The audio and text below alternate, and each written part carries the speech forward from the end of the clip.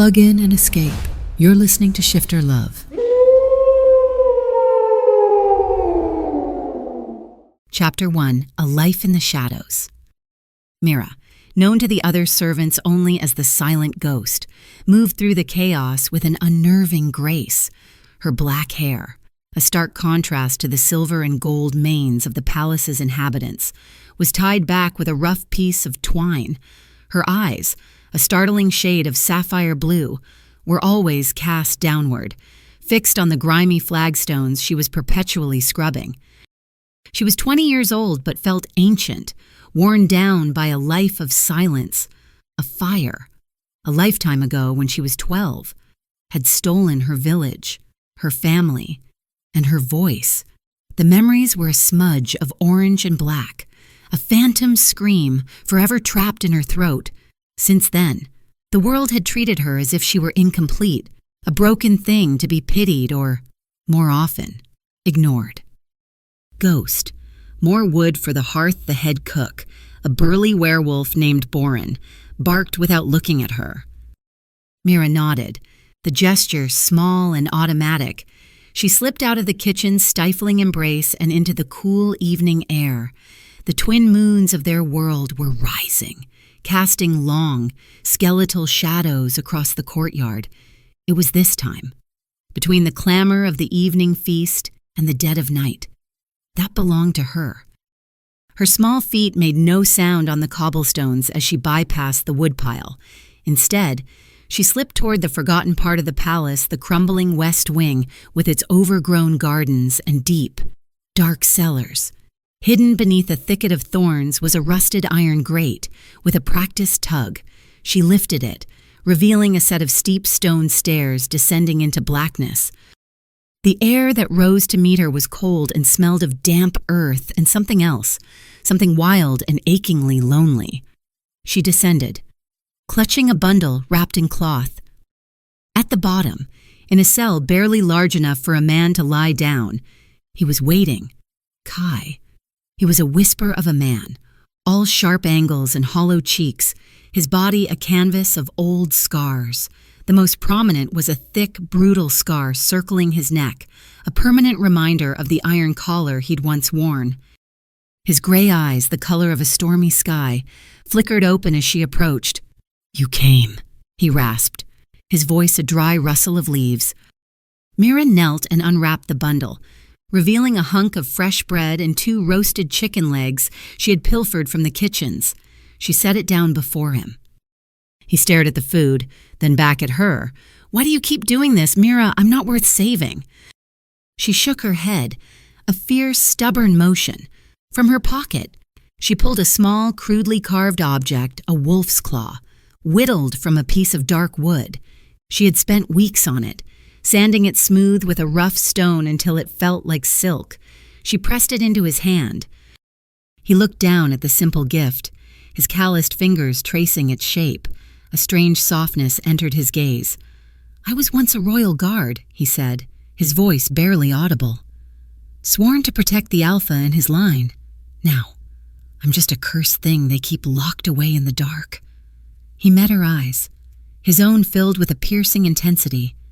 "You feel it too, don't you, the power, locked inside you, a cage rattling its bars?" Mira's breath hitched. She did. It was a constant thrum beneath her skin, a restless energy that had no name and no outlet.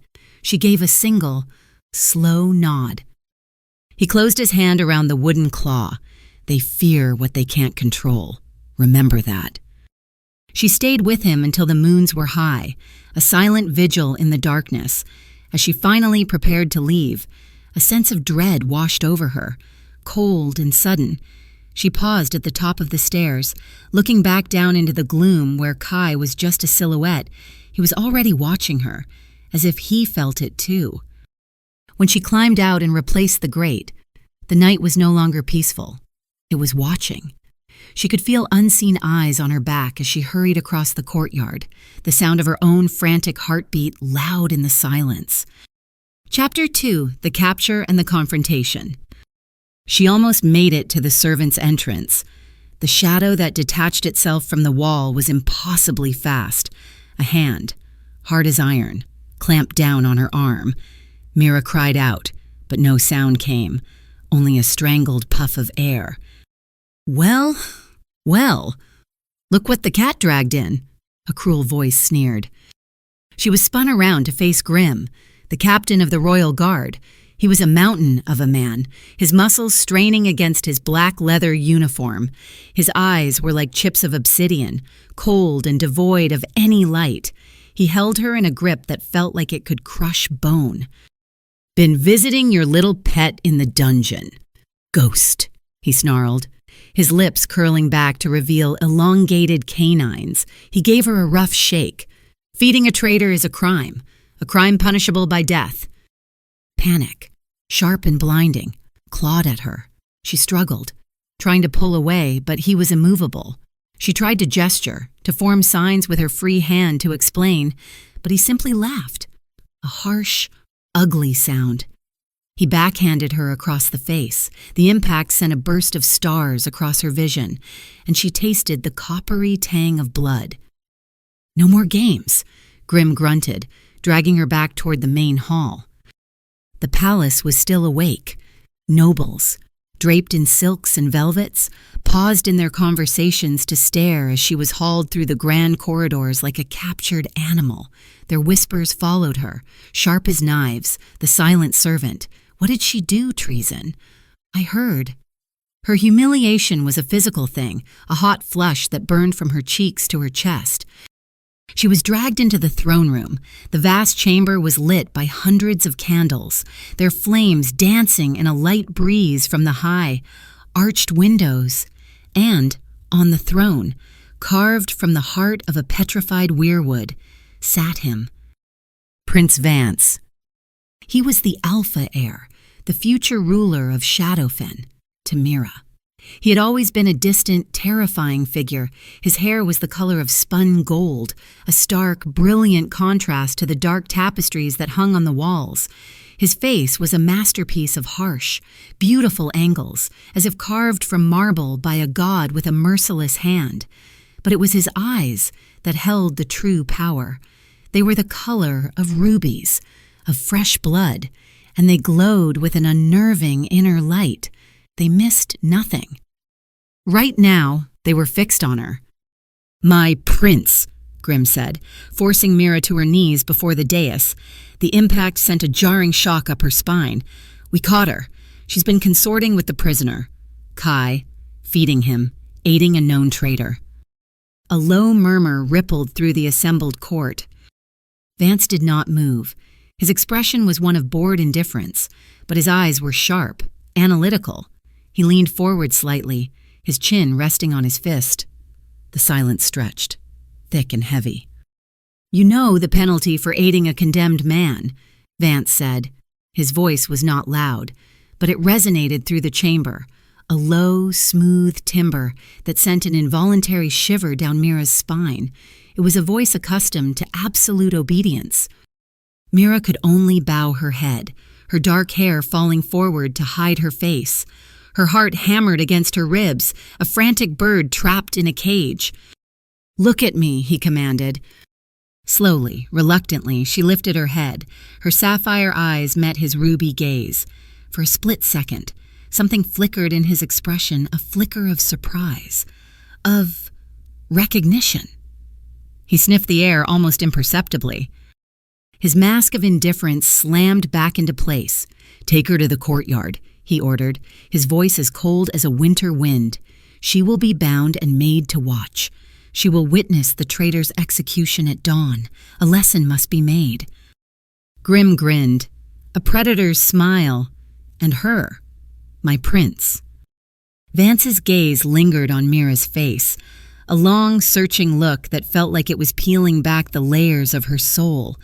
"Her fate," he said slowly, "is yet to be decided." As Grim hauled her away, a force began to build inside her. It wasn't just fear anymore. It was rage, a wild, desperate power that screamed and clawed against the cage of her silence. It wanted out, and it was getting stronger. Chapter 3, The First Transformation. The execution courtyard was a grim, barren square of packed earth, dominated by a single, large, flat-topped boulder stained dark with the blood of generations.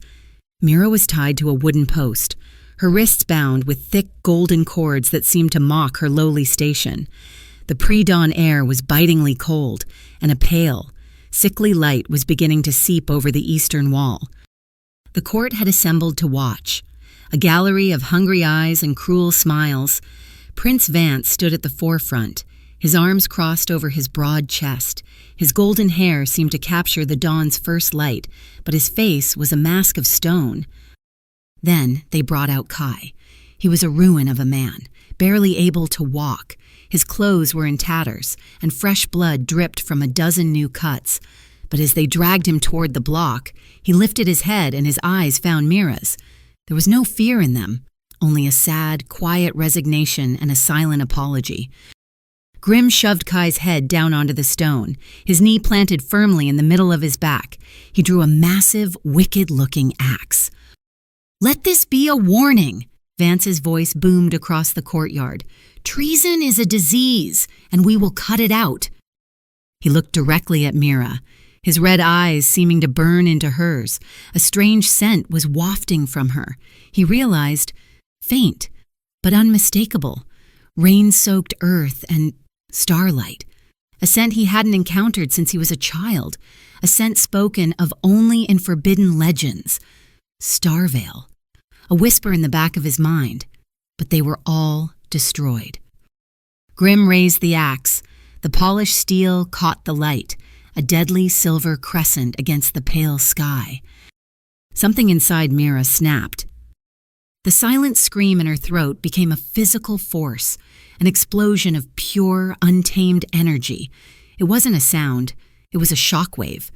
The golden cords binding her wrists vaporized into dust. A gut-wrenching crack echoed from her own body as her bones began to shift, to elongate, to break and reform with impossible speed. A wave of agonizing pain ripped through her, so intense it was white-hot.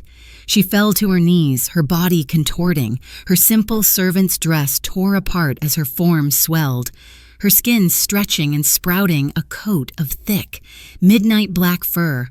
Her face pushed forward into a muzzle, her teeth sharpening into deadly fangs. The court gasped, a collective intake of breath. Guards drew their swords, their faces a mixture of terror and awe. When the transformation was complete, she was no longer Mira, the silent ghost. In her place stood a great wolf, larger than any werewolf in the court. Its fur was the color of a starless night sky, but shimmering within the blackness were countless tiny points of light, like a captured nebula. A swirling galaxy pattern marked the fur along its spine. This was no ordinary werewolf. This was something else, something ancient and divine. The wolf lifted its massive head, and its eyes, now glowing with an ethereal sapphire light, fixed on Grim. A low, guttural growl rumbled from its chest, a sound that vibrated in the very stones of the courtyard. It was a sound of primal fury, of power awakened. Instinct, deep and primal, took over the court one by one. Then in a flood, the werewolf nobles and guards fell to their knees. Alphas, betas, all of them bowed their heads, submitting to a power they recognized in their very blood. It was the absolute authority of a Nightborn, a descendant of the first wolves, a lineage thought to be extinct for 1,000 years. Only Vance remained standing.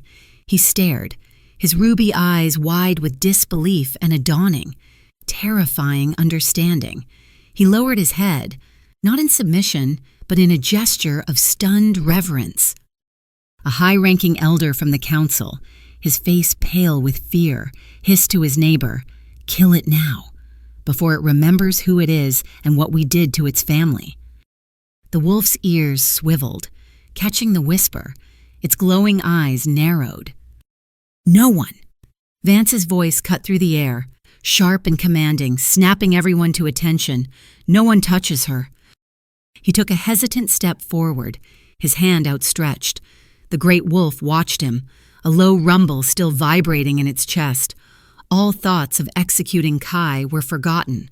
The world had just been turned on its axis. "Take her to the royal chambers," Vance ordered, his gaze never leaving the star-dusted wolf. "And bring the prisoner. Kai, it seems he has some explaining to do." Chapter 4. The Mystery of the Bloodline. The pain returned as a dull, throbbing ache that settled deep in her bones. Mira woke up not on a straw pallet in the servants' quarters, but on a bed so large and soft she felt like she was sinking into a cloud. The sheets were silk, cool against her feverish skin. The room was opulent, with walls of dark, polished wood and a fireplace where a gentle fire crackled, casting a warm glow. She was human again. Her simple dress had been replaced with a soft, white nightgown. She sat up, her head spinning. Memory crashed over her the courtyard. The axe, the horrifying, agonizing transformation. She looked down at her hands, half expecting to see claws. They were just her own slender fingers. Had it been a dream? It wasn't a dream. The voice made her jump. Prince Vance was sitting in a high-backed chair in the corner of the room, almost hidden in the shadows. He'd been watching her. He rose and walked into the firelight, his presence seeming to shrink the large room. "Who are you?" he asked, his voice low and intense. There was no more bored indifference. His red eyes burned with a mixture of suspicion and fascination. "You hid this power. You lived as a servant, mute and unassuming. Why?" Mira opened her mouth to answer, to explain that she didn't know, that she was just as terrified and confused as he was. But the old curse held fast. The path from her brain to her lips was a barren wasteland. No words came. Frustration and fear welled up inside her, hot and bitter. He saw the struggle in her eyes. A flicker of something that might have been pity crossed his face before he suppressed it. The Starvale lineage was said to have been wiped out during the Purge, hunted down because their power was too untamed. They could awaken the primal wolf, command the very shadows. Some called them demigods, others called them traitors. The door opened and Kai was escorted in by 2 guards. He looked better. He had been cleaned up and given fresh clothes, though he still moved with a pained stiffness. The guards left, closing the door behind them. "Tell me what you know," Vance commanded Kai, his tone leaving no room for refusal. Kai limped to Mira's bedside, his gray eyes full of sorrow. "Her name is not Mira," he said, his voice rough. "Her true name is Seraphina. She is the last daughter of the House of Starvale." Mira's head snapped toward him. Seraphina. The name felt alien, yet it stirred a faint, phantom echo in the deepest parts of her mind. "Her mother, Alara, was the leader of your father's royal guard," Kai continued, speaking to Vance but looking at Mira. "She was my alpha, my friend, during the uprising, when factions of our own kind turned against the throne. They used dark magic. They hunted the Starvale line, fearing their power. Alara died protecting her children." He paused, taking a shaky breath. She used the last of her strength to place a binding curse on Seraphina. It suppressed her memories, her voice, and her power. It made her invisible, anonymous. It was the only way to keep her alive. "To keep me alive. You were erased." "Silenced," Kai said, finally meeting Mira's gaze. "Your identity was stolen to control you. They left you as a servant in the one place no one would ever look for a Starvale heir, the very palace of the family they accused of betrayal." Mira's mind reeled. Fragments of memory surfaced, the smell of smoke. A woman with dark hair and sapphire eyes like her own, a gentle voice whispering a name. Seraphina. It was all a blur, shrouded in pain. She touched her throat. The silence wasn't a result of the fire, it was a cage, deliberately built. "The Council of Elders," Vance murmured, his expression hardening. "They knew. They were part of the uprising. They've been whispering poison in my father's ear for years." He looked at Mira, and for the first time, she saw a crack in his formidable armor. He looked protective. "This changes everything," he said. "They will try to kill you now that your power is awakened. The only way you'll survive is if you stay close to me. They wouldn't dare harm you under my direct protection." His gaze was intense, possessive. "Your life is now my responsibility." Chapter 5, The Council of Shadows. The summons came the next morning. No, Serafina. She had to start thinking of herself as Serafina was to present herself before the High Council. She stood before a large, ornate mirror, dressed in a gown of deep midnight blue that Vance had provided. It felt foreign and strange against her skin, so different from the rough spun cloth of her servant's uniform. Kai stood behind her, his reflection grim in the silvered glass. "They will test you," he said quietly. "They will try to prove you are a threat, a monster. Don't let them." How the question was a silent plea in her eyes. "Show them who you are," Kai answered. "Don't show them a wolf, show them a queen." Vance entered the room, his presence as commanding as ever. He wore formal black leathers, emphasizing his powerful build.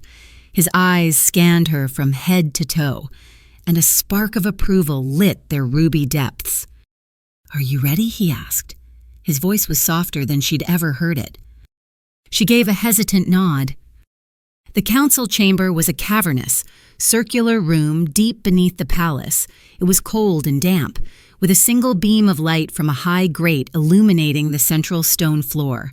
The elders, 12 of the oldest and most powerful alphas in the kingdom, sat on carved stone thrones around the perimeter, their faces shrouded in shadow. Present the girl, one of them, a grizzled old wolf with a scarred face, rasped.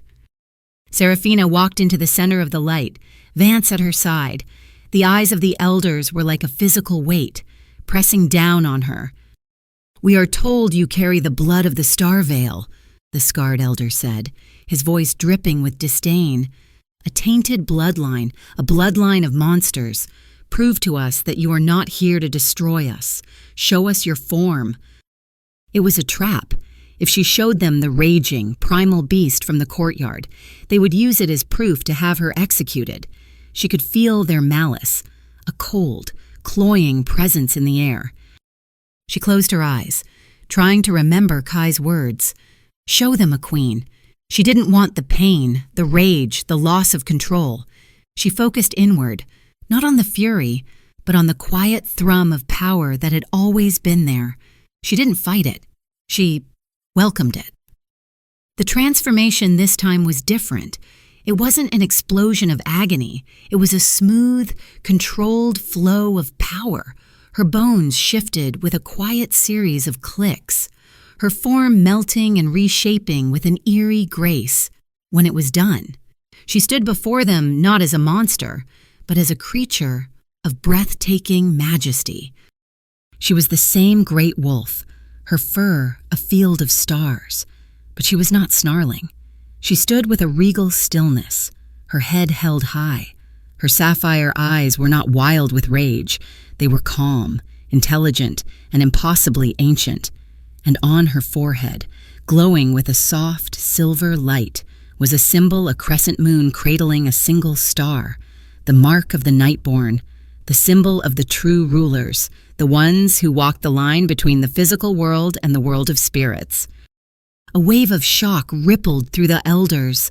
Half of them, the ones who still held to the old ways, instinctively rose from their thrones and knelt, bowing their heads in reverence. The scarred elder remained seated, his face a mask of fury. This proves nothing. She is a weapon, waiting to be aimed. Serafina took a step forward, and the elders, who were still standing, flinched. She opened her muzzle, not to snarl, but as if to speak, and from her mind, a voice, clear and powerful, echoed in the minds of everyone present. It wasn't spoken, but it was heard. "I am not a weapon. I am the daughter of Alara. I am Starvale, and I have come home." The mental projection was a feat of power none of them had seen in centuries. It stunned the remaining elders into silence. Vance stood beside her wolf form, a slow, dangerous smile spreading across his face. He had gambled on her, and she had proven to be more magnificent than he could have ever imagined. The balance of power in Shadowfen had just irrevocably shifted. Chapter 6, A Voice Unlocked. The days that followed were a whirlwind of change. Seraphina was no longer a servant, but a political force. She spent her hours with Kai, who began the arduous process of teaching her about her heritage, about the Starvale powers she barely understood. He taught her how to feel the shadows, to sense the life force in the world around her, to call upon the stillness that preceded her transformation. Vance was a constant presence, a watchful guardian. He assigned his most loyal guards to her, but he himself rarely strayed far. There was a tension between them, an unspoken pull that grew stronger each day. He would watch her train, his red eyes tracking her every move, his expression unreadable. One evening, they were in the Royal Library, a vast dusty room filled with ancient scrolls and leather-bound books. Vance was trying to get her to access the Starvale telepathy again. "Focus," he urged, his voice tight with impatience.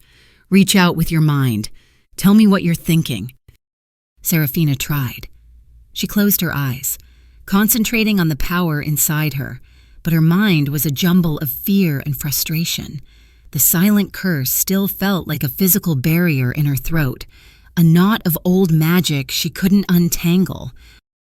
"You're not trying hard enough," Vance snapped. "We don't have time for this. The council is plotting. You need to control this power now."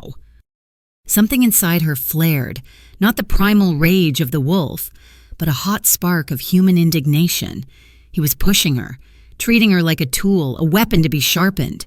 She glared at him, and for the first time, she tried to force a word past the barrier, not with power, but with sheer will.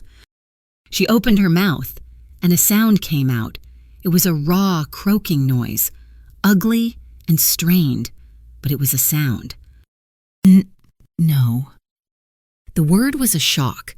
It felt like breaking stone. It scraped her throat raw, but it was hers. Vance stared at her, his anger vanishing, replaced by stunned silence. You spoke?" Seraphina touched her throat, her eyes wide. She tried again, the word coming easier this time. Clearer. "No." A dizzying wave of relief and triumph washed over her. The cage was broken. That night, her dreams were clearer than they had ever been. She was in a field of starlit flowers, and a woman with her eyes and her dark hair was walking toward her. Her mother, Elara.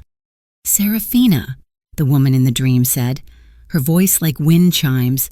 "My brave daughter, you've broken the first chain.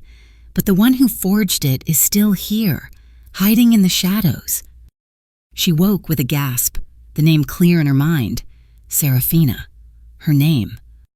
She found Vance on the balcony overlooking the moonlit gardens. She walked up behind him, her heart pounding. "What else are you hiding from me?" she asked. Her voice was still husky from disuse, but it was steady. He turned, not surprised that she had found him. His scent filled the air, a clean, sharp smell of pine and winter frost. "What do you mean?" "You knew," she said, her voice growing stronger. "That day in the throne room, when you looked at me, you sensed something. My scent." He didn't deny it. He leaned against the stone balustrade, his ruby eyes intense in the moonlight. "The scent of Starvale is a legend. My father used to tell me stories. He said they smelled of the night sky after a cleansing rain. I never believed it. Until I saw you. I admit, I was suspicious from the beginning. That's why I kept you alive. I wanted to see what you were." "So you were using me," she said, the words sharp with accusation. "I was trying to survive," he countered, his voice low and serious. "The council has too much power. My father is old and easily swayed. I needed an ally, an advantage." He took a step closer, his height and presence overwhelming. "But it has become More than that. You have become more than that. I am not your tool, Vance, she said, lifting her chin, her sapphire eyes flashing. I know, he said softly. You are a queen. His gaze dropped to her lips, and the space between them crackled with an energy that had nothing to do with magic. And I, he whispered, am finding it increasingly difficult to remember my place. Chapter 7, The First Touch. The revelation that Vance had suspected her identity from the start left a bitter taste in Seraphina's mouth. It was a constant source of friction between them, a raw nerve that they prodded in their heated arguments. You saw a ghost kneeling in filth and saw a potential weapon. She accused him one afternoon in the training yard. She had just managed to summon a globe of shimmering darkness into her palm, a feat that had left her breathless. I saw a survivor, Vance countered, his voice a low growl. He stepped into her personal space, forcing her to look up at him. The scent of him, pine and frost, was dizzying. I saw strength where everyone else saw weakness. Is that so wrong? It's wrong that you didn't tell me. You let me believe I was nothing. His expression softened, the hard lines of his face easing into something regretful. For that, I am sorry. His hand came up, and his fingers, surprisingly gentle, brushed a stray strand of black hair from her cheek. The touch was like lightning, a jolt of heat that shot straight through her. Her breath caught in her throat. Seraphina, he murmured, his voice dropping to a husky whisper that made her stomach flutter. From the moment I truly saw you, you have consumed my every thought. Your scent, your eyes, the power that radiates from you. It calls to something in me. He leaned in closer, his ruby eyes searching her face. I am not a good man. I am selfish and ruthless. But with you... He trailed off, seeming to struggle for words. The air grew thick, heavy with unspoken things. The sounds of the training yard, the clash of steel. The shouts of the guards faded into a distant hum. There was only the space between them, electric and alive. That night, she found herself walking in the moonlit gardens, the same place where she had first found her voice with him. As if summoned by her thoughts, he appeared from the shadows of a weeping willow. I can't stay away from you, he confessed, his voice rough with an emotion she couldn't name. He crossed the distance between them in 3 long strides. He didn't touch her, but he stood so close she could feel the heat radiating from his body. He was like a furnace, a stark contrast to the cool night air. Tell me to leave, and I will, he said, his gaze locked on hers. She couldn't. The words wouldn't form. All she could do was shake her head, a tiny, almost imperceptible motion. That was all the encouragement he needed. He lowered his head, his golden hair catching the moonlight like a halo. His lips met hers. The kiss was tentative at first, a soft, questioning pressure. But then a spark ignited. A wave of heat washed over her, and she gasped. He responded to the sound, his arm sliding around her waist to pull her flush against his hard body. The kiss deepened, becoming hungry, demanding. It was a clash of wills, of fire and shadow. It was overwhelming and terrifying and more exhilarating than anything she had ever felt. It tasted of power and longing and a loneliness that mirrored her own. Just as she felt herself begin to lose control, to melt into him completely, the fear hit her, fear of this powerful, dangerous man, fear of the intensity of her own response. She placed her hands on his chest and pushed, gently. He broke the kiss immediately. Though his breathing was ragged, he didn't release her. But his grip loosened. He rested his forehead against hers, his eyes closed. I'm sorry, he rasped. I lost control. It's too much, she whispered, her own voice trembling. He pulled back, his hand still resting on her waist. The look in his eyes was raw, vulnerable. I will not push you, Seraphina, but I will not lie to you, either. I want you, and I will wait, however long it takes for you to trust me. He turned and walked away, disappearing back into the shadows, leaving her standing alone in the moonlight, her lips still tingling, her heart a frantic drum against her ribs. She had survived the loss of her family, a life of silent servitude, and a terrifying transformation. But she had a feeling that surviving Vance would be the most dangerous challenge of all. Chapter 8, The Missing Brother. In the following weeks, Serafina threw herself into her training with Kai. He taught her how to draw power from the shadows, how to let the starlight within her flow and take shape. She was a fast learner, her instincts honed by years of silent observation. Her connection with Kai deepened into a steady, familial bond.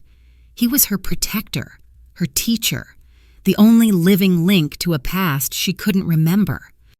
One evening, while searching the royal library for records of the Starvale lineage, she came across her mother's personal journal. The leather was worn, the pages filled with Alara's elegant script. As Serafina traced her mother's words, a loose floorboard beneath her chair shifted. Curious, she lifted the rug.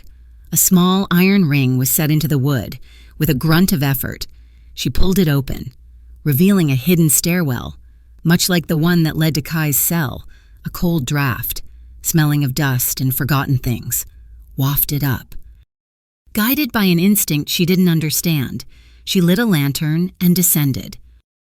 The passage led to a small hidden room, sparsely furnished with a cot and a small table. A boy was huddled on the cot, his knees drawn up to his chest. He looked to be about 15, with a wild mop of dark hair and clothes that were little more than rags. When he looked up, Serafina gasped.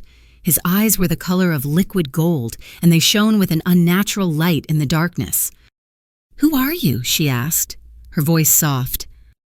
The boy flinched. "They told me to stay hidden. They said the world wasn't ready." He looked at her, his golden eyes wide with a mixture of fear and dawning recognition. You smell like her, like Mother." He scrambled off the cot. "You saved me from the fire. You pushed me through a shadow door before the roof collapsed." The memory hit Serafina like a physical blow. Fire, screaming, her mother pressing a small, terrified boy into her arms, a desperate surge of power as she shoved him through a tear in reality, a doorway made of pure darkness, just before everything went black. "Nyx," she breathed, the name surfacing from the depths of her fractured memory. "Your name is Nyx." "You remember," he whispered, tears welling in his golden eyes. "Sister." He was her brother, her lost little brother. She rushed forward and wrapped her arms around him, a wave of fierce, protective love washing over her. Suddenly, the shadows in the corner of the room deepened, coalescing into something unnatural. They swirled together, forming a tall, gaunt figure made of pure darkness, with jagged, bone-like horns curling from its head. A cold that had nothing to do with the cellar and everything to do with death filled the room. "The Shadowborn must be mine," a voice hissed, not with sound, but inside their heads. It was a voice of scraping stone and dying stars. The Emperor of the Void reclaims his own.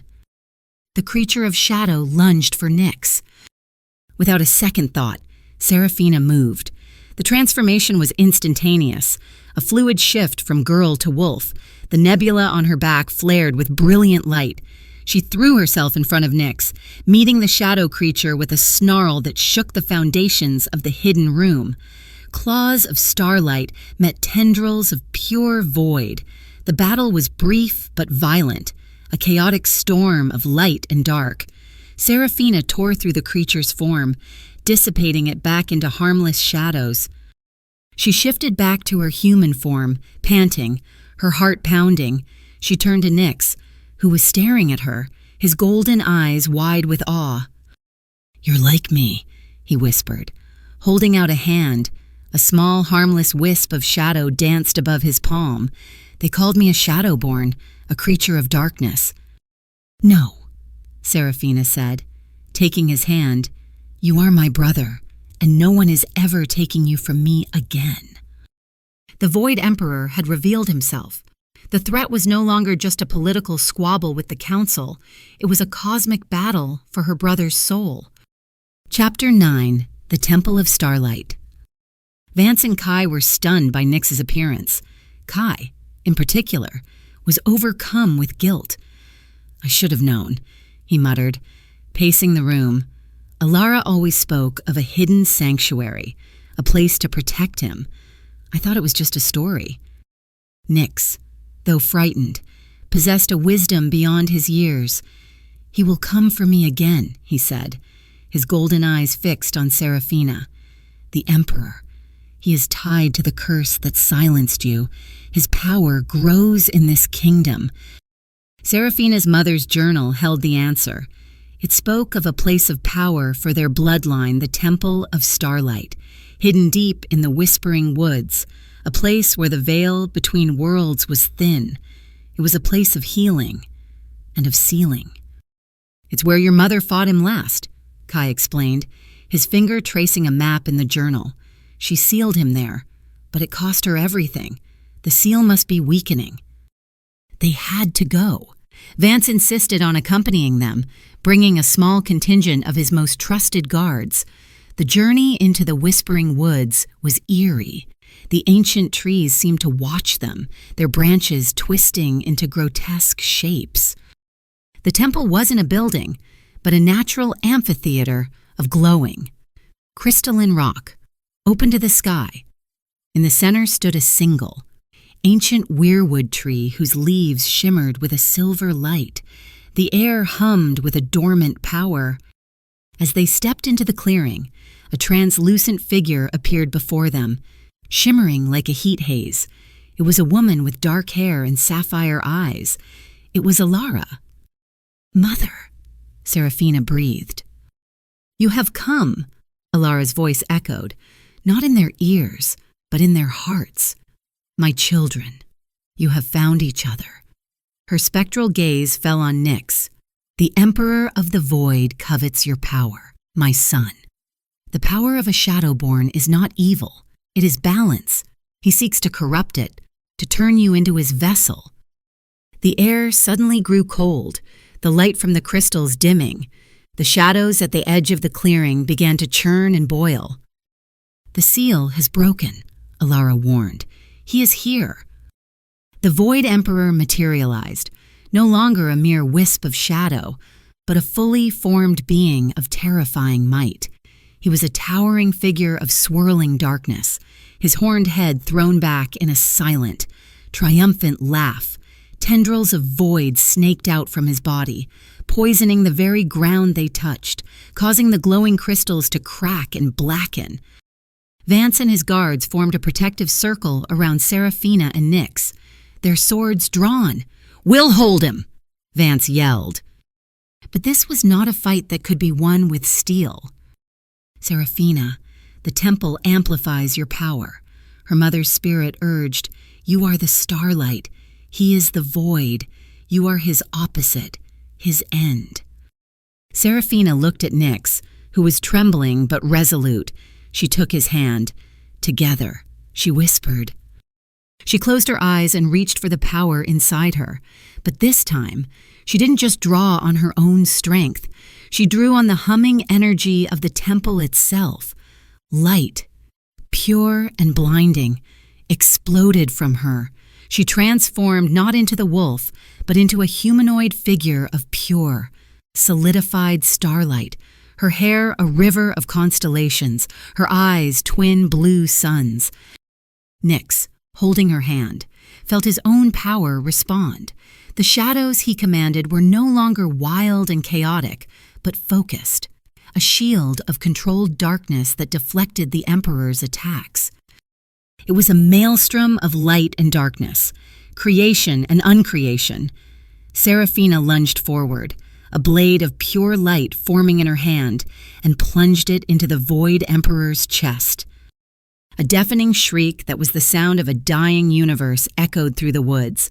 The Emperor's form imploded, collapsing in on itself until it was gone, leaving only a lingering chill and the scent of ozone. Seraphina collapsed, her borrowed power retreating, leaving her human and exhausted. Vance rushed to her side, catching her before she hit the ground. Alara's spirit was fading, her form growing more transparent. "You have won this battle, but not the war," she whispered. "His essence is scattered. It will coalesce again. You must be ready. You are the future of Shadowfen, my daughter. Lead them." Her spirit dissolved into a shower of silver motes that drifted up and were lost among the stars. Seraphina, held securely in Vance's arms, looked at her brother, at the man she was falling for, and at the kingdom she now had to save. The weight of her destiny had finally settled onto her shoulders. Chapter 10. Confronting the Council. Returning to the palace was like returning to a different world. The news of their battle at the temple had somehow preceded them, spreading through the court like wildfire. Seraphina was no longer just a newly discovered heir. She was a warrior, a wielder of immense power who had faced down a legendary evil. The balance had tipped. It was time to settle the score. Armed with her mother's journal and the truth of the council's decades-long conspiracy, Seraphina, with Vance and Kai at her side, stormed the council chamber. This time, she did not wait to be summoned. The elders were gathered, their faces grim. The scarred one, Elder Grimlock, rose to his feet. "You dare to interrupt the High Council. This is an outrage." "The outrage," Seraphina's voice rang out, clear and strong, "is the web of lies you have spun for 30 years. She threw her mother's journal onto the central stone table. "It's all in there. Your betrayal during the uprising, your pact with shadow mages to hunt my family, your murder of my mother, the Alpha's most loyal protector. You placed a curse on me and left me to rot as a nameless servant in these very halls, all to secure your own power." A panicked murmur spread among the elders. Some paled, others looked to Grimlock for guidance. "Lies and fabrications," Grimlock roared, "the writings of a traitor." "My mother was no traitor," Seraphina shot back, her eyes flashing with sapphire light. "She died protecting this kingdom from the Void Emperor, an entity you were too cowardly to face, and whose return you willingly ignored. You allowed this darkness to fester in our lands, all because you feared the light my family carried." Vance stepped forward, his hand resting on the pommel of his sword, a silent, deadly threat. "I have cross-referenced the journal with my father's own military archives. The timelines match. The reports of your patrols being mysteriously absent during key attacks on the Starvale family now make perfect sense. You are the traitors." The evidence was overwhelming. The support Grimlock had once commanded crumbled, one by one. The other elders distanced themselves from him. "I call for a vote of no confidence." A younger Alpha, one who had knelt to Seraphina in the courtyard, declared, "To dissolve this council of traitors and restore the House of Starvale to its rightful place of honor." The vote was a landslide. Grimlock and his closest conspirators were stripped of their titles and taken into custody, their faces masks of disbelief and hatred. That night, a sense of victory and relief filled the palace. For the first time, Seraphina felt like she could breathe. She found Vance on their balcony, staring out at the twin moons. "We did it," she said softly, coming to stand beside him. "You did it," he corrected. Turning to face her, the moonlight softened the harsh angles of his face, making him look younger, almost vulnerable. "You faced them down and took back your name." "I couldn't have done it without you," she admitted. The pull between them was stronger than ever, a tangible force in the quiet night air. He reached out, his hand cupping her jaw, his thumb stroking her cheek. The touch was achingly tender. "I told you I was a selfish man. Seraphina, I wanted an ally, a weapon, but somewhere along the way, I started wanting you, just you." The confession hung between them, raw and honest. "I'm frightened of you," she whispered, her heart hammering. "I know," he said, his voice a low caress. "Perhaps you should be, but I swear on my life, I will never hurt you." He leaned in and kissed her again. This time, there was no fear, no hesitation. She melted into him, her arms wrapping around his neck, pulling him closer. It was a kiss of triumph, of relief, of a promise finally kept. It was deep and soulful, a silent acknowledgement that their intertwined fates were no longer about politics or power. It was about the undeniable. Magnetic connection between a prince of werewolves and a queen of starlight. When they finally broke apart, both breathless, he rested his forehead against hers. "Be with me, Serafina," he murmured. "Stand by my side, as my equal, as my everything." In that moment, under the light of the twin moons, she knew she was already his. Chapter 11. The Spreading Blight. Their victory was short-lived. A shadow still lingered over Shadowfen, a more insidious threat than the council's political scheming. A strange sickness began to spread through the lower city. It started with the plants, which withered and turned black, their veins pulsing with a dark, oily substance. Then it began to affect the people. Their skin would grow pale and black. Vein-like patterns would spread across their bodies, bringing with them a deep, listless despair. Nyx was the first to recognize its source. He touched one of the blackened vines in the royal garden and recoiled, his hand trembling. "It's him," he whispered, his golden eyes wide with fear. "The Emperor. This is a part of him. When you destroyed his form, his essence shattered. It's like a poison, seeping into the land, looking for a new host." Lyra, the head priestess of the temple, a wise old she-wolf, confirmed their fears. "It is the void blight," she said, her voice grave, "an ancient plague that drains the life force from everything it touches. If it reaches the heartwood of the kingdom, all of Shadowfen will fall into darkness." Serafina felt a chilling premonition. She saw a vision, a forest of twisted, black-thorn trees, and at its center, a pulsating heart of pure darkness, the void thorn forest. She breathed. "The blight is spreading from there." Vance immediately assembled a war party. He, Serafina, Kai, and Nyx led the way, venturing into the corrupted forest. The air inside was thick and cloying, smelling of decay. The trees were black and sharp and shadowy. Beast-like creatures with glowing red eyes darted between them. As they pushed deeper, Serafina was struck by another vision, this one more terrifying. She saw the blight overwhelming the palace, Vance falling beneath a swarm of shadow creatures, and Nyx standing at the center of it all, his golden eyes turned black, commanding the destruction. "No," she cried out, stumbling back. Vance caught her, his hands firm on her shoulders. "What did you see?" he asked, his voice tight with concern. It wants to use him," she stammered, looking at her brother. "It wants to make Nyx its new vessel." They finally reached the heart of the forest. It was a clearing where a massive, pulsating mass of blackened roots and shadow energy writhed on the ground like a cancerous heart. It was the source of the infection. The shadow creatures swarmed them, and the battle was fierce. Vance and Kai fought back to back, a whirlwind of steel and claws. Serafina unleashed blasts of starlight, vaporizing the creatures, but more kept coming. "We can't fight them all," Kai yelled over the din. "We have to destroy the source." Nyx stepped forward, his face pale but determined. "The blight is darkness, but it's also life, twisted and corrupted. I can feel it. Maybe I don't have to destroy it. Maybe I can heal it." He placed his hands on the pulsating mass. A scream of agony tore from his lips as the blight tried to infect him, black veins shooting up his arms. "Nyx!"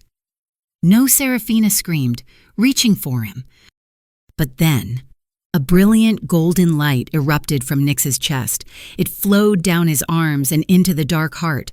It wasn't a destructive force, but a purifying one.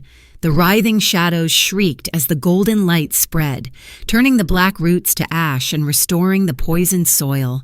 The shadow creatures dissolved into dust. Nyx collapsed, exhausted but unharmed, the black veins on his arms receding. The forest was still dark and twisted, but the oppressive evil had lifted. They had severed the main artery of the infection.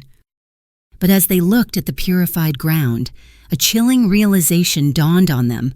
The blight wasn't just a mindless plague. It had defended itself. It had adapted. It was learning. And it had tasted the immense power sleeping within Seraphina's little brother. Chapter 12. The Primeval Flame. The attack in the forest had left Nyx shaken. He grew withdrawn, spending hours staring at his hands, watching the harmless wisps of shadow he could summon. The visions Seraphina had seen of him leading an army of darkness haunted them both. Lyra, the priestess, approached them with a suggestion. The Starvale family were not just warriors. She explained they were keepers, guardians of ancient relics. One of them, the primeval flame, was said to respond only to a true balance of light and dark. It is a tool of immense healing, but also a dangerous test. Perhaps it can help the boy understand his nature. She led them to a hidden chamber beneath the temple. In the center of the room, on a simple stone pedestal, floated a small, eternal flame. It gave off no heat, but its light was a mesmerizing, liquid gold, exactly the same color as Nyx's eyes. It is said the flame chooses its own bearer, one it deems a torch-bearer, capable of guiding souls back from the brink. Lyra said. As Nyx approached it, the flame seemed to brighten, to lean toward him. He reached out a hesitant hand. The moment his fingers touched the light, it flowed into him, a painless, warm rush of energy. The golden light that had erupted from him in the forest now shone steadily from within. A small sun in his chest. His eyes glowed with new power and understanding. The primeval flame had chosen him. He was the torchbearer. But as the light filled the room, the shadows in the corner deepened and a familiar, chilling presence returned. The disembodied voice of the Void Emperor echoed around them, not attacking, but whispering, seductive and poisonous. See, boy, see the power you hold. They fear it. They want to control you. Your sister sees you as a monster in her dreams. That's not true, Seraphina shouted, moving to her brother's side. I can teach you to control it. The voice whispered directly into Nyx's mind. True control. You could become a god. You would never have to fear hurting your precious sister again. You could protect her from everything. Doubt flickered in Nyx's golden eyes. He looked at Seraphina, a deep-seated fear of his own power evident on his face. I'm scared, he admitted, his voice small. What if she was right? What if I do become a monster? Never. Vance's voice cut through the air like a whip. He stepped between Nyx and the shadows, his own power flaring, a palpable aura of pure alpha authority. You are not a monster. You are the brother of a queen and the torchbearer of Shadowfen. This creature is a liar, preying on your fear. Vance's unwavering confidence, combined with Seraphina's fierce, protective love, was enough. Nyx's resolve hardened. He focused the new, golden light inside him and blasted it toward the shadows, forcing the Emperor's presence to retreat. I'm not afraid of you, Nyx declared to the empty room. The immediate threat was gone, but the Emperor's words lingered. He hadn't tried to attack Nyx with force, but with temptation. It was a far more dangerous strategy. The greatest battle Nyx would face would not be against a creature of shadow, but against the darkness that might one day rise within himself. Chapter 13, The Surrender. The weight of their struggles, the constant threat of the void, and the political unrest had forged an unbreakable bond between Seraphina and Vance. their stolen glances across the war council table, the way his hand would find hers in moments of stress, the quiet comfort of his presence late at night. It had all woven together into a love that was as fierce and undeniable as her starlight power. One night, after a particularly grueling day of planning the kingdom's defenses, she found him in the royal garden, standing by a fountain where the water splashed gently over stone. The twin moons were full, bathing the world in a soft, ethereal silver light. He looked tired, the lines of stress etched around his eyes. She walked up to him and, without a word, wrapped her arms around him from behind, resting her cheek against his strong back. She felt the tension in his shoulders ease as he placed his hands over hers. They stood like that for a long time, in a comfortable, healing silence. "I love you, Vance," she whispered into the fabric of his tunic. The words felt as natural as breathing. He turned in her arms, his hands moving to cup her face. His ruby eyes, usually so intense and guarded, were filled with a profound tenderness that made her heart ache. "And I love you, Serafina," he said, his voice thick with emotion. "You are the light in all this darkness, my anchor, my queen." He lowered his head and kissed her. It was a kiss that held all their shared history, the fear, the battles, the quiet moments, the dawning trust. It was a kiss of utter devotion. When they parted, she looked into his eyes, her decision made. She had been through fire and darkness, had reclaimed her name and her voice. She had faced down gods and monsters, and in this man, she had found not a master, but a partner. She trusted him, completely and absolutely. "I'm not frightened anymore," she whispered. "Not of you." A look of understanding passed over his face. His expression grew serious, his gaze searching hers. "Are you sure? Serafina, this changes everything. I will stop at any moment, if you ask." His concern, his gentleness in this moment of ultimate vulnerability, sealed her resolve. "I am sure," she said, her voice steady. "This is my choice. I want this. I want you." He led her by the hand, away from the open garden and into a small, secluded pavilion draped with flowering vines, their blossoms glowing white in the moonlight. The air was filled with their sweet, intoxicating scent. There, on a bed of soft cushions, their journey together found its physical culmination. His touch was both reverent and passionate. He undressed her slowly, his eyes never leaving hers, as if memorizing every inch of her skin as it was revealed to the moonlight. Every brush of his fingers sent shivers dancing across her skin, a mixture of thrilling anticipation and nervous energy. The cool night air on her bare skin was a stark contrast to the heat building low in her belly. When his lips began their exploration, tracing paths of fire from her neck, over her collarbone, and lower, she arched into him, a soft gasp escaping her lips. His own breathing was ragged, a testament to his restraint. His skin, as he shed his own clothes, was cool to the touch, like marble warmed by an inner fire. The contrast with her own flushed heat was intoxicating. "My beautiful starlight queen," he murmured against her skin, his voice a gravelly rumble that vibrated through her entire being. This was her first time, and the thought should have been terrifying. But looking up into his adoring eyes, there was no fear, only love, only trust. She guided his body over hers, welcoming his weight. There was a brief, sharp sting of pain that made her gasp, but he immediately went still, murmuring soothing words against her ear, his hand stroking her hair.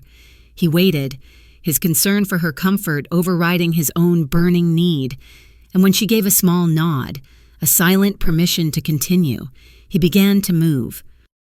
The pain faded, replaced by a wave of pleasure so intense it stole her breath. It was a slow, deep rhythm that built and built, a fire coiling tight within her. It felt like more than just a physical act. It was a merging of souls.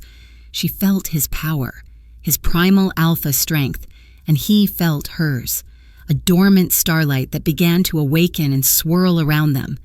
Tiny motes of blue and silver light began to drift in the air inside the pavilion, a magical blessing on their union.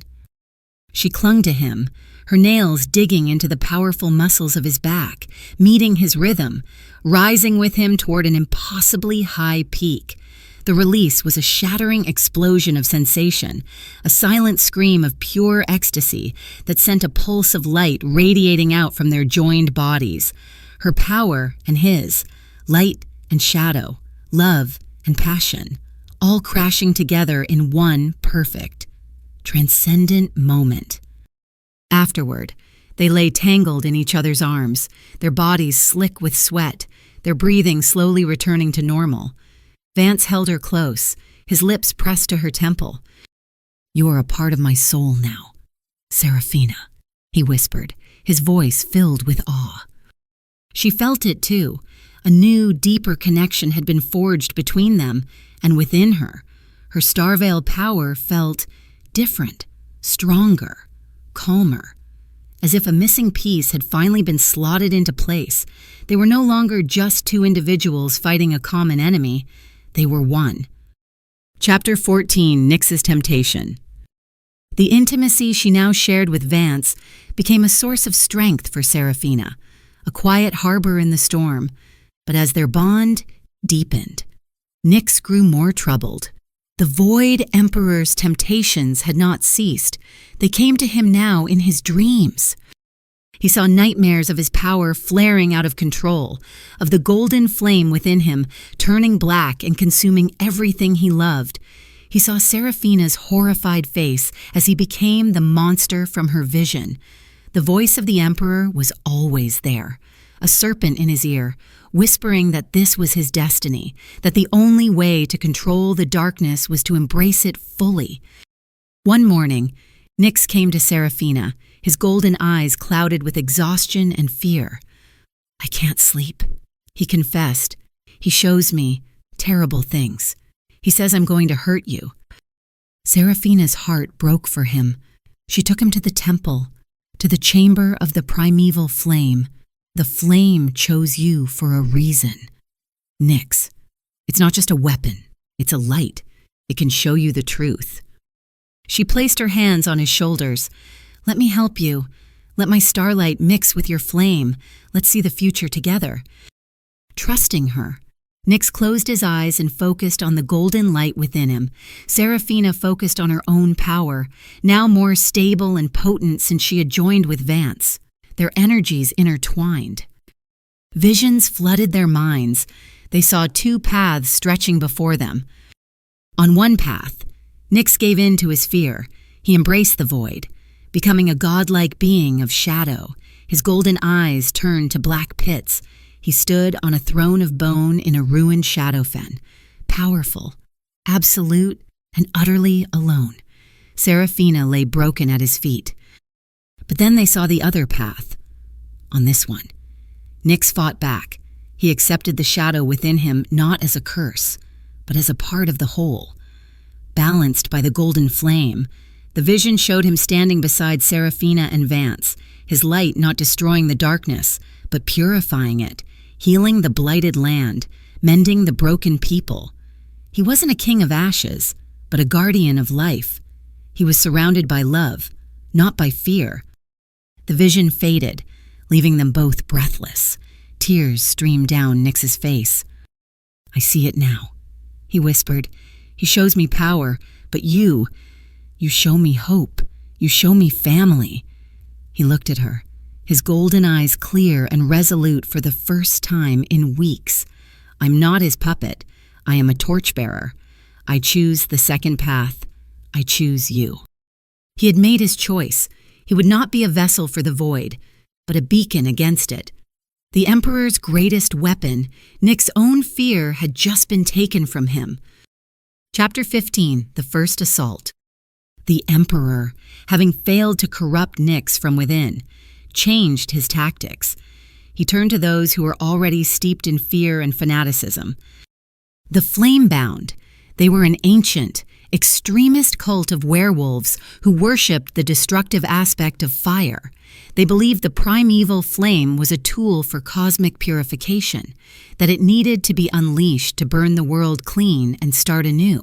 For centuries, they had been a fringe group, dismissed as lunatics, but the growing fear of the void blight gave them an audience. The Emperor's whispers gave them a purpose. They attacked the palace at dusk. They came not as a stealthy group of assassins, but as a brazen army. Their yellow robes bright against the twilight.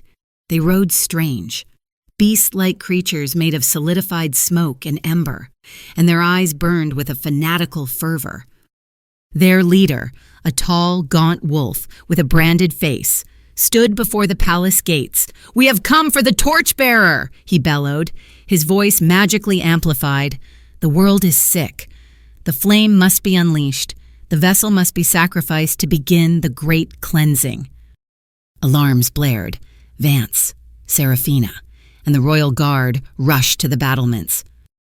"They're mad," Vance snarled, drawing his sword. "They think sacrificing Nyx will save them, when it will only empower the very darkness they claim to fight." The flame-bound fanatics began to hurl balls of corrupted fire at the walls, fire that burned black and seemed to eat the very stone. "Stay here," Seraphina said to Nyx, who was watching from a window, his face pale. "No," he said, his voice firm. He walked out onto the battlements to join them. The golden light in his chest began to glow brightly. "They are using a twisted version of the flame's power. My power."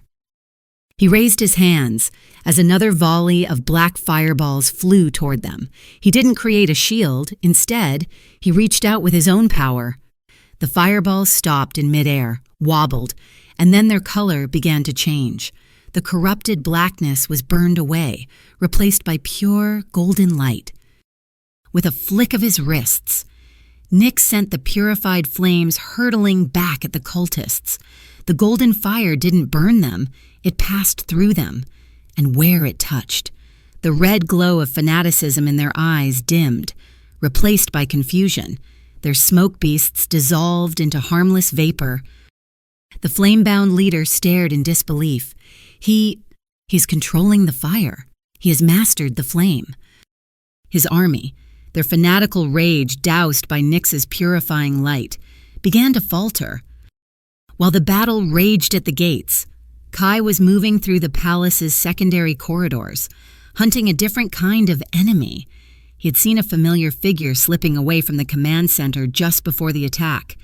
A traitor. He rounded a corner and came face to face with Grim, the former captain of the guard. "Grim," Kai said, his voice a low growl, "you opened the northern postern gate for them." Grim sneered, drawing two wicked-looking daggers. "The prince is weak, infatuated with that shadow witch. The cultists have the right idea. Burn it all down. Shadowfen needs a strong, ruthless leader. Someone like me." "You will never rule anything but a prison cell," Kai snarled, and lunged. The two former guards, once comrades, clashed in a brutal, deadly dance in the stone hallways. Chapter 16, Kai's Secret. The fight between Kai and Grim was savage. They were both master combatants, but Grim was younger, stronger. He fought with a wild, treacherous fury, while Kai fought with the steady, desperate resolve of a man protecting his last reason for living. Grim gained the upper hand, landing a deep cut on Kai's arm and another across his ribs. "You're old." "Kai," Grim panted, circling him, "you should have stayed rotting in that cell." "There were things worth living for," Kai grunted, clutching his side. As Grim lunged for a final, killing blow, Kai used a desperate, risky maneuver, throwing himself off balance to trap Grim's arm and slam him into the stone wall. Grim's head connected with a sickening crack, and he crumpled to the ground, unconscious but alive. Kai slumped against the opposite wall, breathing heavily. Seraphina and Vance, alerted by the sounds of the fight, found him there, leaning heavily on his sword. He was the traitor. Kai rasped. He was working with the cult. Serafina rushed to his side, her hands glowing with a soft, healing light as she tended to his wounds. Kai, you're always protecting us. Why your oath to my mother was fulfilled long ago. Kai looked past her, his gaze finding Nyx, who had just come into the corridor. A deep, soul-wrenching sorrow filled Kai's gray eyes. My oath. It was never just to Alara, he said. His voice choked with a pain that had nothing to do with his injuries. He looked directly at Nyx. Your mother and I, we were more than just comrades in arms. We fell in love. The world seemed to stop. Serafina stared at him, comprehension dawning. Nyx, Kai whispered, his voice cracking. You have her strength, but you have my eyes. The gray storm, not golden, like a torchbearer's, but my human eyes. It took a moment for the truth to sink in. Nyx's golden eyes were a mark of his power, a magical overlay. Beneath it, his true eye color had always been a muted gray, just like Kai's.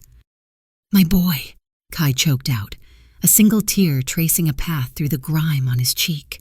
You are my son. When Alara died, the council not only cursed you, Serafina, they cursed me too. They suppressed my memories of Alara, of my own son, and branded me a traitor. They threw me in that dungeon to rot, to ensure the truth would die with me. Your mother breaking her curse on you. It broke their curse on me as well. The memories, they all came flooding back. Nyx stared, his mouth agape. He stumbled forward, his gaze fixed on the old warrior, his father, a man he had known only as a prisoner, a protector, a friend. Father, the word was a fragile whisper. Kai reached out a trembling hand and placed it on Nyx's shoulder. I failed you once. My son, I let them take you from me. I will not fail you again.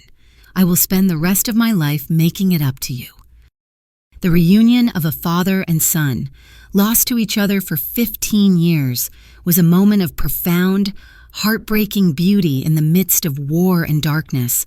For the first time, Nyx truly had a family, and Kai, the lonely, cursed warrior, had a future to fight for.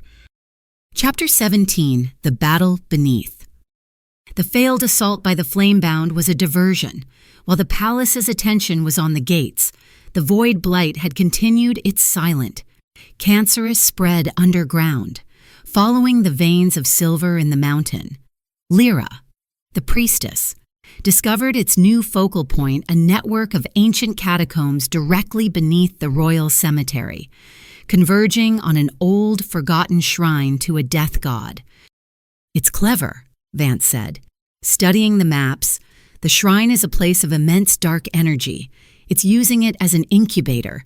If it corrupts that shrine, the blight will erupt and consume the entire palace from below. There was no time for an army. A small, powerful strike team was the only option. Serafina, Vance, Nyx, and Kai descended into the suffocating darkness of the catacombs. The air was thick with the stench of decay and void energy. The walls pulsed with black veins, and the skeletal remains in the tombs were animated by the blight. Their bones covered in writhing black tendrils, they fought their way through hordes of these skeletal marionettes, a desperate battle in the close, claustrophobic tunnels. Serafina and Vance moved as one, a seamless whirlwind of starlight and steel. Their bond, forged in the moonlight of the royal garden, now manifested on the battlefield. She could anticipate his moves, her blasts of light clearing a path for his deadly sword strikes. He guarded her back, his primal strength a perfect complement to her ethereal power. Together, he grunted, parrying a blow from a massive skeletal warrior. We are invincible. She smiled, blasting the creature to dust. I'm beginning to believe that. They finally reached the central chamber. It was a large cavern dominated by a black, obsidian altar, the shrine. The void blight was concentrated here, a swirling vortex of shadow and sickness coiling around the altar like a great serpent. "I can't just purify this one," Nick said, the golden light in his chest wavering. "It's too concentrated. It's too strong." "Then we shatter its anchor," Kai yelled. He pointed with his sword at the obsidian altar. "Destroy the shrine." As they charged forward, the vortex of shadow lashed out, sending waves of pure void energy at them. Nyx threw up a shield of golden light, but it strained under the assault. "We'll give you an opening," Vance shouted to Seraphina. He and Kai charged headfirst into the vortex, their weapons glowing with their own auras, creating a momentary disruption in the energy flow. It was all the time she needed.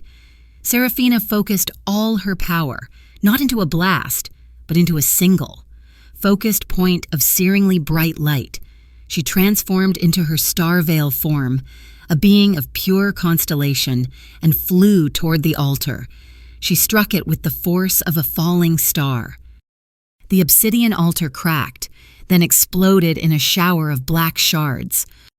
The vortex, its anchor gone, shrieked and destabilized. Nyx seized the opportunity, pouring his golden flame into the chaotic energy, not to destroy it, but to cleanse it.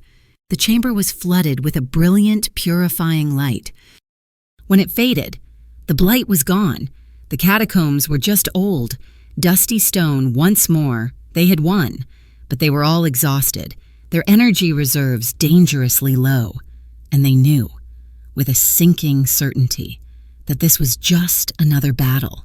The Emperor would not be defeated so easily. He would gather his strength for one final, decisive blow. Chapter 18, Betrayal and Sacrifice. They emerged from the catacombs, weary but victorious, only to be met with chaos during their fight below. Grimm had awoken, fueled by a desperate, vengeful rage. He had freed Elder Grimlock and the other traitorous council members. They had armed themselves and had taken a group of palace staff hostage in the Grand Hall. Vance Grimm's voice echoed through the palace, raw and furious. "Face me, or these innocents will pay the price for your weakness." They rushed to the Grand Hall. Grimm stood in the center, a knife to the throat of a terrified kitchen maid. His allies were arrayed behind him, their swords ready. "It's over. Grimm," Vance said, his voice dangerously calm. "Surrender now and you might live." Grimm laughed, a wild, unhinged sound. "It's over for you. Your attention is always on your little witch.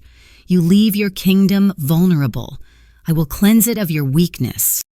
He shoved the maid away and lunged, not at Vance, but at Nyx. He moved with a speed born of pure madness. He was the weakest link, the true prize. Everyone moved at once, but Grimm was too fast, his path too direct. Seraphina screamed, a blast of light forming in her hand.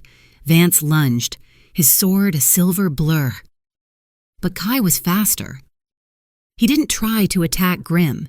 He didn't raise his sword. He simply threw himself in front of his son. The long, cruel dagger Grimm had intended for Nyx plunged deep into Kai's chest. There was a moment of absolute, ringing silence. Grimm's eyes widened in surprise. Kai gasped, a wet rattling sound, and looked down at the blade protruding from his body. Then he looked up, his gray eyes finding Nyx's horrified golden ones. "No," Nyx whispered. "Father." Kai's knees buckled. Seraphina caught him, lowering him gently to the floor. His blood, dark and warm, soaked into her dress. "Kai, hold on," she begged, her hands glowing frantically as she tried to heal a wound that was too deep, too final. He placed a trembling hand on hers, stopping her. "It's too late," he rasped. A faint, sad smile touched his lips as he looked at Nyx, protecting. "My family." He coughed, blood speckling his lips. "That is a father's purpose. I don't fail this time." His eyes lost their focus, the gray storm within them stilling forever. His hand fell from hers, his last breath a quiet sigh. Kai was gone. A sound of pure, heart-shattering anguish tore itself from Nyx's throat. A wave of golden energy, raw and uncontrolled, exploded from him, throwing everyone in the room backward. Grim, seeing what he had done, seeing the unleashed power of the boy he had tried to kill, scrambled to his feet and fled. But Serafina didn't see him go. All she saw was the body of the man who had been her first friend, her mentor, her protector, the man who was Nyx's father. A terrible, cold rage filled her, eclipsing her grief. It was a rage that did not want to scream, but to destroy. The starlight inside her turned from a brilliant sapphire to a cold, deadly silver. The Void Emperor had taken many things from her, her home, her mother, her voice. But in taking Kai, he had made his final mistake. He had turned a queen into an executioner. Chapter 19, The Final Battle. The death of Kai was the final catalyst. The Void Emperor, sensing the immense grief and rage emanating from the palace, chose that moment to strike. He had gathered his scattered essence, feeding on the blight and the fear in the kingdom, and now he manifested his true form. The sky above Shadowfen ripped open, revealing a swirling vortex of starless night. From it, the Emperor descended. He was a colossal being of shadow and nightmare, armored in plates of jagged obsidian, his horned head wreathed in dark energy, an army of shadow creatures, twisted parodies of wolves and men, poured from the vortex after him. The final battle for Shadowfen had begun. Vance took command of the palace defenses, his voice ringing with alpha authority, his grief for Kai channeled into a cold, efficient fury. Guards and loyal alphas formed ranks, their silver weapons gleaming in the unnatural twilight. But this was a battle of gods as much as it was of men. Nyx stood beside Serafina, his young face streaked with tears but set with a grim resolve. Kai's sacrifice had not broken him. It had forged him into steel. The golden light of the torchbearer blazed from his chest, no longer a gentle, healing glow, but a righteous, defiant fire. He held the line, his power purifying the shadow creatures, his light a beacon of hope in the overwhelming darkness. Serafina, however, was a different story. The grief and rage had coalesced inside her into a terrifying, beautiful power. She transformed, but not into the wolf, nor the being of light. She became a warrior goddess of twilight, a perfect balance of shadow and starlight. Her hair was a river of night, her eyes burned with the cold fire of distant stars, an armor of shimmering darkness and silver light encased her form. In her hand, she held a spear forged of solidified moonlight. She met the Void Emperor in the sky above the palace, a tiny figure against his monstrous form. "You have lost, little star," the Emperor's voice boomed in her mind. "Your protector is dead. Your kingdom is broken. Surrender and I will grant you a swift end." "You took my family," Serafina's voice echoed. "Cold and clear, you took my home. You will not have my kingdom." Their battle was a thing of legend. Blasts of pure void energy met shields of starlight. Tendrils of shadow were severed by her spear of moonlight. Below, Vance fought like a demigod, his blade a blur, defending his people, his eyes constantly tracking the celestial battle above, his heart in his throat every time Serafina was engulfed in darkness. The Emperor was too strong, his power drawn from a realm of pure entropy. He landed a devastating blow, sending Serafina crashing down into the main courtyard. She lay in a crater of shattered stone, her energy fading. Vance roared and fought his way to her side, standing over her protectively, his sword raised against the descending god of darkness. Nyx, seeing his sister fall, cried out, his own power faltering. "It is over," the Emperor gloated, raising a hand to deliver the final blow. Lying in the rubble, her strength all but gone, Serafina heard a voice in her mind, Kai's voice. You are stronger than you think. You are not alone." She looked at Vance, standing defiant over her, ready to die for her. She saw Nyx, his light wavering but not extinguished.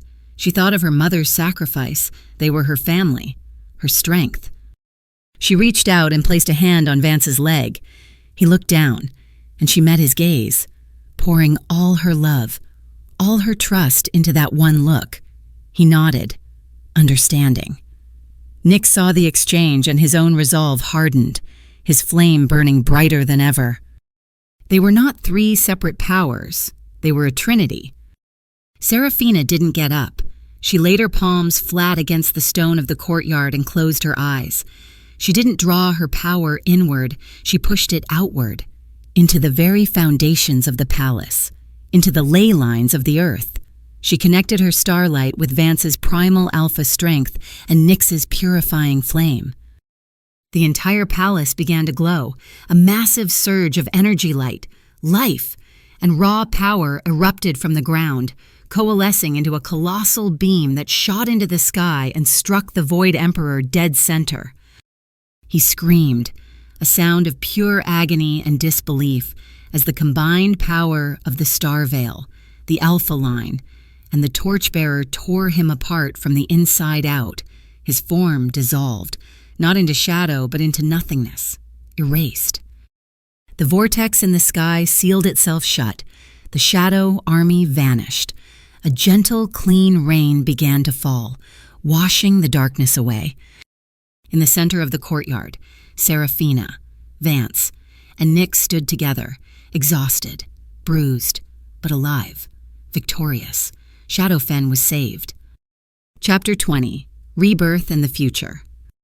In the months that followed the final battle, Shadowfen began to heal, under the leadership of Queen Seraphina and her prince consort, Vance. The kingdom was rebuilt, not just its walls, but its very spirit. The old, corrupt hierarchy was dismantled, replaced by a new council representing all factions of werewolf society. Nyx, now known and revered as the Guardian Torchbearer, used his power to cleanse the last remnants of the void blight from the land. The forests grew green again, the waters ran clear, and a new era of peace and prosperity began. A statue of Kai was erected in the main courtyard, a permanent monument to the fallen hero, the father who had saved them all. The coronation of Queen Seraphina was a grand affair, dressed in robes of midnight blue, embroidered with silver constellations. She looked every inch the ruler she was born to be. Vance stood by her side, his usual stern expression replaced with one of open love and pride. As the crown of weirwood and starlight was placed on her head, a cheer erupted from the assembled crowd that shook the newly rebuilt castle to its foundations. Later that evening, Vance found her on their balcony, looking out over her peaceful kingdom. He came up behind her, wrapping his arms around her waist and resting his chin on her shoulder. "Happy, my queen," he murmured into her hair. "More than I ever thought possible," she answered, leaning back into his embrace. She placed a hand on her still flat stomach, a quiet secret shared between them, a secret that had begun in a moonlit garden. He felt the motion and his embrace tightened, a wave of fierce, protective joy washing over him. He or she will be a legend. He whispered, "The child of a Starvale queen and an alpha prince. They will be so strong. They will be loved," Seraphina corrected softly. "That's what will make them strong." They stood in comfortable silence, watching the twin moons rise. The world was safe. They were together, with a new life on the way. It was a perfect ending. Or so it seemed. Narrator. And so, the reign of the Starlight Queen began, a reign of peace, born from the ashes of sacrifice. But the universe is a place of balance. For every great light, a shadow is cast, and in the farthest, most forgotten corners of the world, in the rubble of a flame-bound temple, a darkness began to stir.